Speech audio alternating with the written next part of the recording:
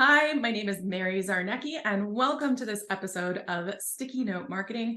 I am thrilled today to introduce you to my guest expert. I've got Kay Miller here on the show, and Kay Miller is an expert on uncopyable sales, and she's going to tell us all about what that means and how you can differentiate yourself with a personal brand. And we're also going to be talking about the moose, which I'm really excited about hearing about. So welcome, Kay, to the show. Thank you so much. It's a pleasure to be here. Terrific. Well, I know we're going to talk about this moose thing in just a second, but for those who may not be familiar with you and your book, would you mind just giving a quick intro to where you've been and how you've got to where you are now? Sure. I'm just hoping. Oh, yes, I do have my book right here. I was the first woman ever hired in outside sales for the company called Amerock. And that was a hardware company. And I kind of had to get scrappy and get that first job because the job market was really tough at that time. And I'm probably older than most people listening. I know I'm older than you. Graduated from college in 1982. And so I wanted to go into marketing because I had a marketing degree, but I found out I'm qualified for sales, which turned out to be a blessing. But, sales has a really negative connotation. And I just read a recent article. In fact, there's an article quoted in my book. Yes, we're going to be talking about my book about how young people do not want to go into sales because they think of it as the slimy, pushy, manipulative salespeople of the past, the used car salespeople. And that's kind of what I thought, but it's so far from the truth. And that never felt right to me. And so I was very successful with Amerock, and I have some fun stories about what it took to get there because as a young woman in a male dominated industry, oh my gosh, I had to go work through a lot of fear. And my very first sales call on my own, I ended up driving into the parking lot and backing out and running away because I was afraid. And so in my book, I talk a lot about how to overcome fear because it's such a common emotion of salespeople. And it really is a good sign in a way because it means that you are pushing yourself, you're going for opportunities. So that fear was really part of the education in sales. Then I went to work for a company called Walker Exhaust, and it is an automotive muffler and catalytic converter company. And even though they had a few women, I was one of just the few, and I became the number one salesperson. So I beat even the guys. I beat the women that were on the team and I beat the men, and I really excelled. I got a trophy.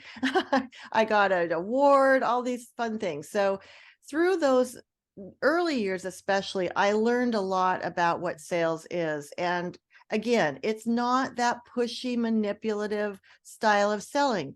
I define sales, and in my book too, in Uncopyable Sales, as helping the customer. So if you can really help the customer get what they want, hey, that's a fun profession and it's profitable too. Well, and I love it. I love that approach, right? Because it is true. So many people, when we hear the word sales, we immediately get that emotional reaction of, oh, what are they going to push on me, as opposed to making it more like a matchmaking game, right? What do I have to offer that's going to make your life easier? And I really appreciate this approach because sales and marketing, right? We're so closely linked. And after spending my career in marketing, trying to help enable my sales partners with the right materials, it always made it feel better when the salesperson was on the same page in terms of that approach. So how did you turn it around from that first sales call that sounded like a bit of a disaster? What was it that shifted that for you, that someone listening today who hasn't quite been able to make that shift, what enabled you to do that? Well, I have to tell you that when I drove away from that first sales call, the curse words were flying. I don't swear a lot, but I sure dropped some F-bombs on that day. I was so mad at myself. And I had a goal. I had a goal to be a successful salesperson, to prove myself to help the customers. I really am a people person. I love working with people. I love it. One of my customers from the muffler company wrote me a letter, actually, he sent it to my boss. And he said that Kay has become a valuable asset. I don't know what we would do without her. And so that was my mission, to create customers like that, to make sales like that, and to, make the money and have the status and get all the perks from being successful in sales. So I really had that mission, that long-term goal that got me through those days. But, I just recently heard, again, I'm sure so many people have said it, courage is not the lack of fear. Courage is doing it through fear. So if you're not afraid of something, you're not having courage. So it's a matter of really constantly doing the things that you were afraid of. So the next day after that failure, I went back into that lumberyard, and I said, I don't care if I fall flat on my face as I walk through the parking lot. I am going into the door, and I am going to meet the manager and ask if I can come back and have a sales call. And he said, yes, right? And of course, the worst thing he could have said would be no. And I got those too. But if you know where you're going, what you want to accomplish, who you are, you can get through those foibles and mistakes and, flubs, whatever. There's a lot of F's in there. Foibles and flubs. Oh, I guess mistakes isn't. But you just have to keep going back. You have to persevere. As Angela Duckworth in her book, I love that book, it's called Grit. You just have to have grit. You have to keep doing that, and you will get better. I think that's such a good point. Because so often we can say, oh, well, I'll do that hard thing later, right? I'll go through this part of my to-do list first. And really it's the hard thing that's going to make the biggest difference. Right. And it's the hard thing that's going to make you feel the best about yourself and give you that momentum to do more. An analogy is that my daughter is a golfer, and she golfed all through the years in high school and even in college. And putting is such a big part of the game. And, they say drive for show and putt for dough. So the match comes down to the putts, right? And it was so interesting to watch not only my daughter, but all of the golfers. And you can even see it in the professional golf matches, the PGA tournaments, that once someone misses a putt, their shoulders fall a little bit. And then chances are they miss another putt, and you can just see the body language falling. But when somebody is on a roll and they make a putt, all of a sudden, their shoulders rise. They make another one, and they get momentum. And that is really what has always saved me through sales, is going out and doing the thing that will be successful, make me successful, so that it will give me the momentum to keep going. So it's really like, old preachers used to say, you got to dig down deep. You got to find that. Dig deep, create that momentum, and that momentum keeps you going, gives you that incentive. So I teased people at the beginning a little bit about this moose concept. So tell us a little bit about why it's important to focus on your moose. Focusing on your moose is very important. And that is, in the Uncopyable language, that is what we call your ideal target market. And I think one of the big problems or mistakes that salespeople make is we spray and pray. We just blast things. And of course, as marketing, you blast things out to everyone, and you just try to call on everyone and get everyone to buy. When being more strategic is really the key to sales. And when I became the #1 salesperson for Walker, I was very strategic. I had to look at the accounts, the distributors, and the warehouses I sold, at the higher level, who fed down into the muffler shops. I had to be really careful and analyze which of those would serve me the best. Because once I work with a customer, I am going to be the best salesperson they have ever had. But I can't do that for everyone. And I don't want to do it for the people that won't be worth my time, and probably I won't be worth their time. Like you said, it's got to be a match. And taking the time to find that match before you start any of your sales process is really one of the top keys to being successful, especially when you're talking about the numbers, because any salesperson who has, a number on their head. Now, my daughter, speaking of, she's in outside sales now, and there is always a number on her head. And so she is constantly scanning her territory to see who are the accounts that will bring me the most sales, because I got to make my sales goal. Mhm. So the moose is the customer that you've defined as your very best target. A lot of times it helps to look at your current customers. Who are the best customers who pay? Who are the customers that pay, that see the value, that you love working with? Usually all those things go together. One red flag often means stay away. So a moose is really that person that you are going to have a great fit with, and they are worth finding. And I think it's important to highlight for those of you guys listening, Kay said something very important there, and I don't want you to miss it, which is that it's a both-way match, right? They're ideal for you in terms of being the best chance to meet your target, right? That helps you get to your goal, but you're also a match for them. Like you were saying, it has to be a two-way street. Right. And by the way, if you want to hear about how the moose story started, please read my book, Uncopyable Sales Secrets. You can read all the wonderful reviews on Amazon, or you can just go get one. You need to read this book. Absolutely. Highly recommend the book that I wrote.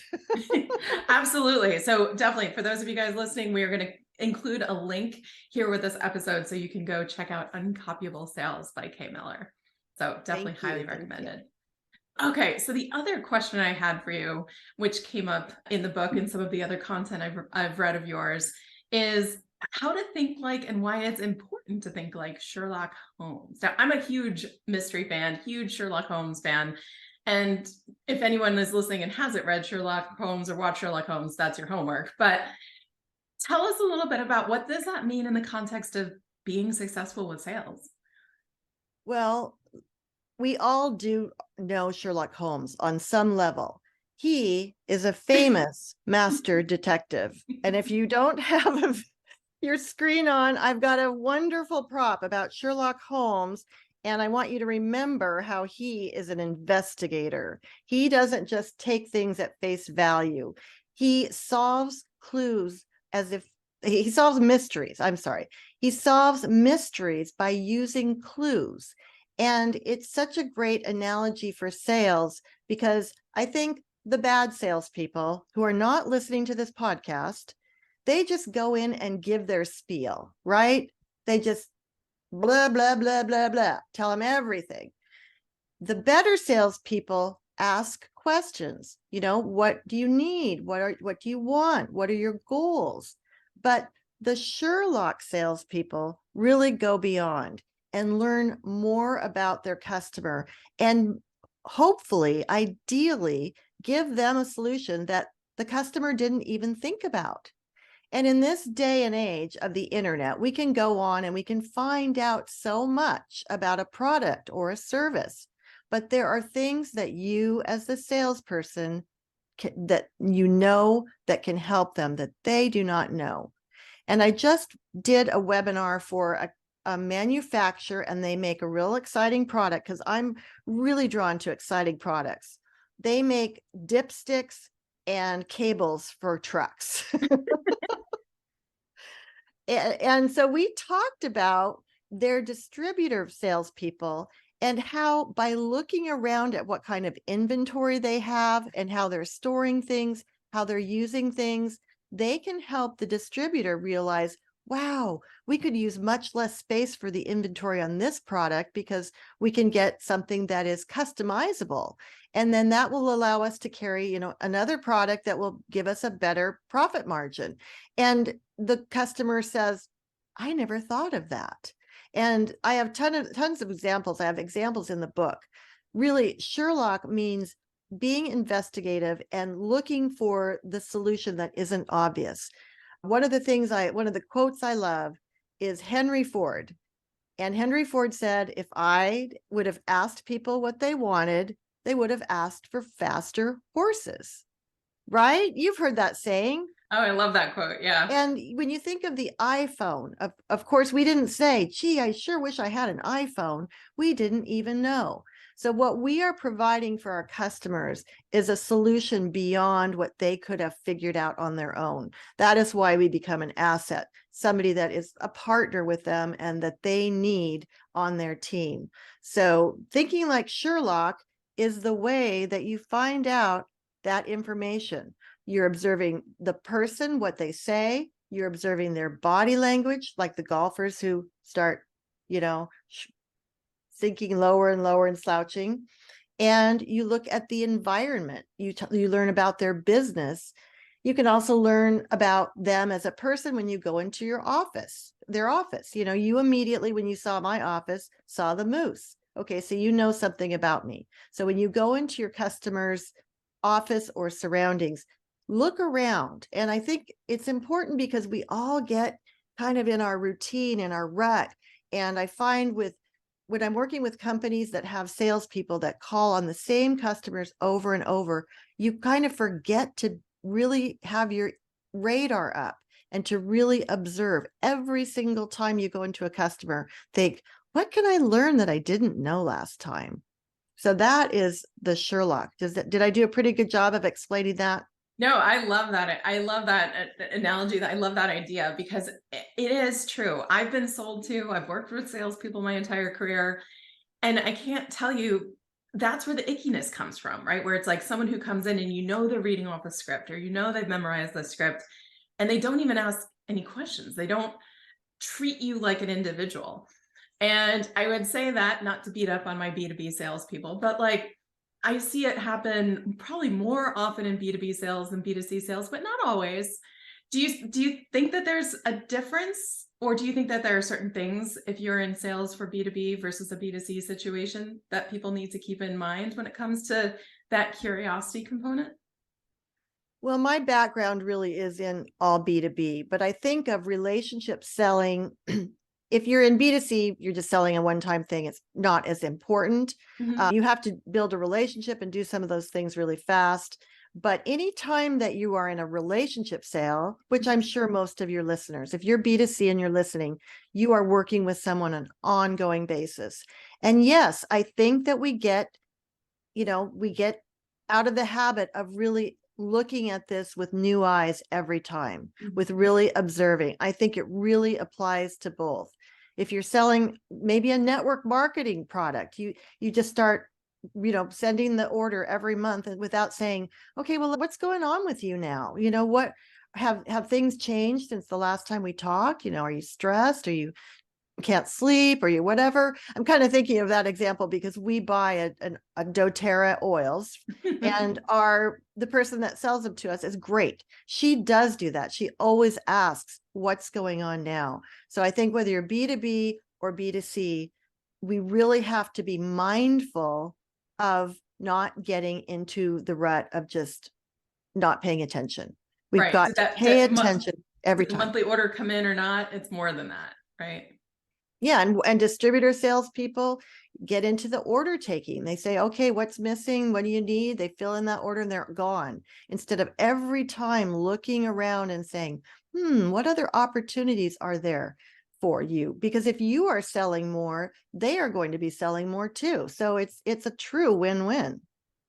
I love that. Like you were saying, I mean, that even that example you used about observing how they could actually store things better, which means that they can carry more inventory, which means they make more revenue, which means you're actually acting as almost like a strategic consultant for them. So That's bringing right. them new opportunities that they couldn't have found for themselves. I think that's And a huge win. And so when we going back to the part where we said people don't like sales, sales is manipulative or icky or pushy or talking people into something that they don't want. I keep hearing that doesn't work anymore. I don't think it ever did, because as we are all buyers, and I always just think, okay, put yourself in the customer's shoes. How would you feel? Because I have also had someone try to sell me with a script and I could smell a rat. I could smell it a mile away. And it's a no. It's a no right away. Same thing when they say, well, would you like to talk today at 2 or tomorrow at 4? Like someone's going to say, oh, there's no option to not talk, so I guess I have to pick one of those. No, that's ridiculous. So the kinds of sales that you believe in and I believe in is really helping customers not only get what they want, but have a better outcome than they would on their own. I think that's so, so important to remember. So one last question for you, Kay, today, because I know a lot of the folks listening here, and it's a big topic of conversation in my community, is about how to stand out from the competition. And you mentioned, obviously, your success in applying your approach to rising to the top of the teams, the sales teams that you've been on. But are there other aspects, something like creating a personal brand or identifying your skill set versus others or positioning yourselves for success that you've seen be really important in terms of standing out from the competition, from other people that do maybe just what you do? Exactly. And your competition probably does sell a very similar product. I have a friend who is a superstar salesperson, and he worked for a distributor for industrial products. And then he left and went to a different distributor that sold similar products. And after his non-compete clause was over, guess what? He took all his customers with him because the products were not really what the customer was buying. The products were good enough. But when a customer is buying something, they are buying you. You are part of the package. And this particular guy, the salesperson, is named Kelly, which is kind of confusing because he's my husband's golf buddy and our daughter's name is Kelly, and constantly getting them confused. And Steve will say, "Oh, guess what Kelly said?" And he'll say something, vulgar, and I'll say, "What?" "Oh, no, not our Kelly." "Oh, good." So one of his branding promises is nobody will take better care of you than I will. So I think with your branding, one place to start is to say, what is your branding promise as a salesperson? I'm assuming it's going to include trust and that you'll follow up and that you'll do what you say you do, those basics, which unfortunately, or fortunately for us, are not all that common. I'm always amazed when I call someone back and they say, "Oh, thanks for calling me back," as if that's something unusual, right? So true. So, and to stand out, one thing that is uncopyable isn't a thing. It's you. It's you and your personality. You have a story. You have quirks and you have habits or interests that make you unique. So being authentic and genuine, and of course, it is all about the customer, but you need them to know enough about you to connect. Before we got on, I asked you about your boys, and I'm curious. I'm a curious person, and that is really, you mentioned it before, absolutely necessary in sales, to be curious and want to know. So being curious is good. Also, as you can see, if you're watching this, I have an orange scarf. And do I have my orange glasses? Yes. Everything we do is orange, right? Love it. I Orange love is it. our color. So now I'm wearing my orange glasses and we give those away. And everything we do, our books are orange, everything. We send books in orange boxes. And when people hear orange or see orange, they think of us. And we'll even get customers. One of them actually saw an orange moose, which ties in moose and orange, at a restaurant in Wisconsin, and sent us a picture. And Steve and I said, "We've got to go there." So for Steve and I, because my husband and I work together on this brand, there are 3 words that if you look these up on the internet, nobody else will come up. And that is moose, orange, and uncopyable. So we have 3 words. We invented the word uncopyable as a marketing word. We've stuck with orange. We've gone big with it. And we've turned moose into a language that all our clients understand. Every time we don't say target market, moose just rolls off their tongue. So we've done those things to separate us, that nobody is like us. And the last thing I would recommend is getting to know your customer on a whole new level. And I have a story in the book about the time that I learned to install a muffler. Now, and so how are we doing on time, by the Oh, way? we're good. We're good. Okay, so I'll go into a little bit of it because this was back in the day of the movie Flashdance. Have you seen Flashdance? Yes, yes. Of course. Hopefully everyone listening has seen Flashdance. If you haven't, you should watch it. So Jennifer Beals, this gorgeous woman, wants to be a dancer. And she ends up being very successful. But in the beginning, she just had to do a regular old job. And that job was welding. She was welding on an assembly line. So in the opening of the movie, you see this person welding. You assume it's a man, but the welding torch is put down, the helmet is pulled off, and here's gorgeous Jennifer Beals. Face glistening, hair falling in waves over her shoulders. So I just have to give that little backstory because when I went to my muffler shop and said, "Will you teach me to install a muffler?" Boy, he was surprised. Nobody had ever asked to do that. But I wanted to learn about my customers' situation from their perspective. And I also wanted to get credibility because as a young woman in this field, I didn't even have a very good driving record, let alone know about the innards of the cars. So I spent a day in the muffler shop and I had to go get steel toe boots and I had to get this welding costume and a helmet. And I spent the afternoon and they showed me how to take the old muffler systems off and how to put the new ones on and how to weld them and all those things that are entailed. So I could say I've been there. But at the end of the day, these welding torches are surprisingly heavy. So I've got this over my head all day, right? And finally we're done.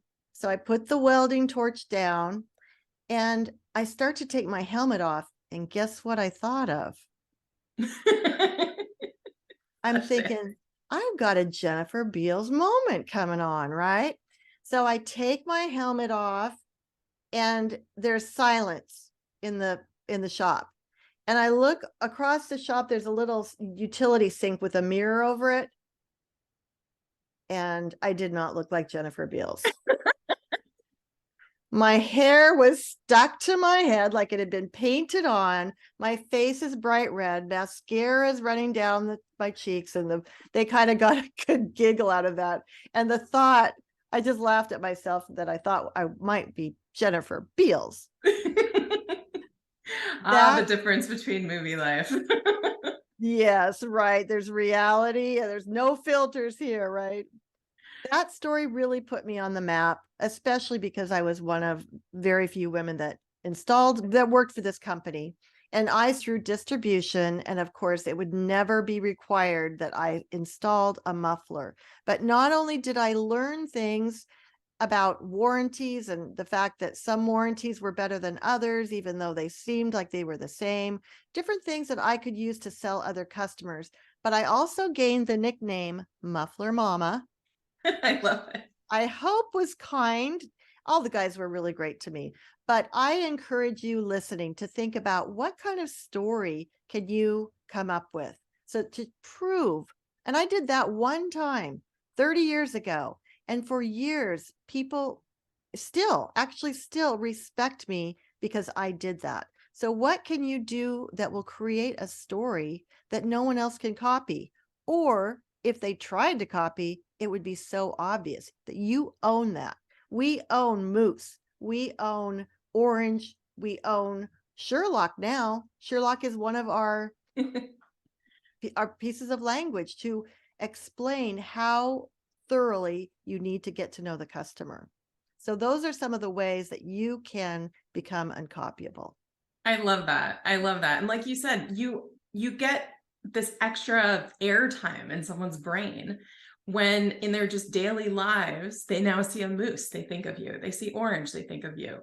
Right? Now all of a sudden you are letting other things in their world, just normal everyday things, act as your billboard because you've created this association in their mind. Exactly. I think that's just brilliant. Yeah. Exactly. Awesome. Wonderful. Well, I definitely would probably have looked even worse after taking the welding. I think I probably would have looked more like Kiss rather than Jessica Biel. Oh, well, it was a very humbling moment. But like you said, Jessica, oh yes. Who did I say? Jennifer Beals. Jennifer Beals. Sorry, that's my Yeah, bad. Jessica But yeah, Beals. Jennifer This Beals. Jennifer But Beals is actually more my age, and she still looks gorgeous. She still but looks I definitely gorgeous. probably would have looked more like Kiss with like the streaming Yeah, black yeah, makeup. right, Yeah. right. Yeah, you'd have your own look. And you know what? It would have been fine. That's another thing. I think we want to be too perfect. And something I'm working on, I'm developing my own podcast now and I'm doing more on social media. I'm really working on being authentic and genuine. Mhm. And for me, that means being kind of goofy and being a dork. And it's okay. People, we want to see who each other really is. Oh, So, definitely. so yeah, And be yourself. thankfully, I think this whole work from home quarantine thing that we've all gone through in the past few years has made people a little more open to realizing that being human is actually a good thing. I've definitely had the kids crash podcast recordings and the dogs interrupt conference calls. And, it's really about making that human connection, like you were saying, that's going to set you apart. And I just want to make one comment on that because I think we are part of a certain world of people, but I still see a lot of people who don't want to turn their cameras on in Zoom. And Mm. that is a huge mistake. You just got to bite the bullet and be on video because it's such an advantage. I mean, how much better do you think communication is over Zoom than a phone call? It's so much easier. I mean, we don't have all the clues we have as if we were live together and in person, but it's better than just a voice, right? You can actually see reactions, you can see body language. I agree. I think if at all possible, it's as close as we're going to get to being in person. Yeah. So if you're in sales, find every opportunity to connect with your people. If you can't do it in person, do it over video.